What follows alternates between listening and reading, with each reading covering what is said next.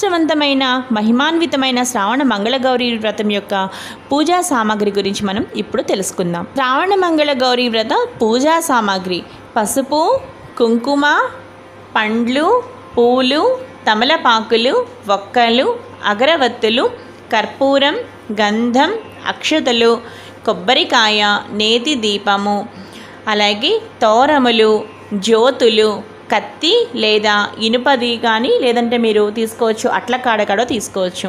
అలాగే నానబెట్టిన శనగలు, నైవేద్యానికి కొబ్బరికాయ, పండ్లు, పిండి వంటలు.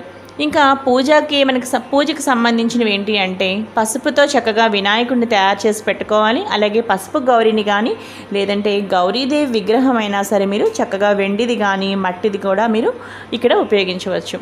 అలాగే మనకి ఇంకా పూజలోకి కావాల్సినవి ఏంటి అంటే చక్కగా నీళ్లు, ఉద్దరిని, అలాగే మడిగా పట్టుకున్న నీళ్ళు అనమాట. అవి చక్కగా స్నానం చేసి మడిగా పట్టుకున్న పవిత్రమైన నీళ్లు, చక్కగా ఉద్దరిని, హరివేణం. ఇవి మనకి కావాల్సిన వస్తువులు.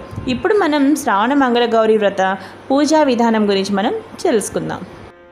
ముందుగా శ్రావణ మంగళగౌరీ వ్రతం ఎవరు ఆచరించాలో ఇప్పుడు చూద్దాము.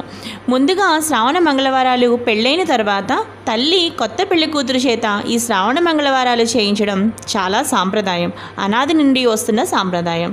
ఈ శ్రావణ మంగళగౌరీ వ్రతం 5 సంవత్సరాలు చేయాలి.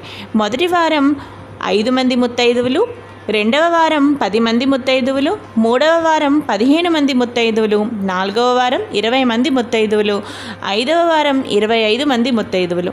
ఈ విధంగా 5 సంవత్సరాలు చక్కగా అమ్మవారి పూజ చేసుకుంటూ చక్కగా ఈ విధంగా ప్రతి వారము అంటే మనకు మంగళగౌరీ వ్రతంలో ప్రతి సంవత్సరము మనం 5 మంది ముత్తైదులకు మొదటి వారం ఇస్తాం కదా, ఆ 5 మంది ముత్తైదులకు మనం ఇస్తున్నది ఎలా అంటే ప్రతి వారము మంగళవారాలు 4 ఉంటాయి కదా, 4 మంగళవారాలు చక్కగా ఏది మధ్యలో ఆటంకం లేకుండా చక్కగా పసుపు వినాయకుడిని పూజించి నిష్టగా భక్తి శ్రద్ధలతో చేస్తే చక్కగా 4 వారాలు మీకు పూర్తవుతాయి. ఈ విధంగా మీరు 5 సంవత్సరాలు చేయాలి. కొంతమందికి పెరుగుతారు, కొంతమందికి 5 మందే ఉంటారనమాట. అంటే 5 ముత్తైదువులకి వాళ్ళు ఇవ్వవలసి ఉంటుంది. కొంతమందికి ప్రతి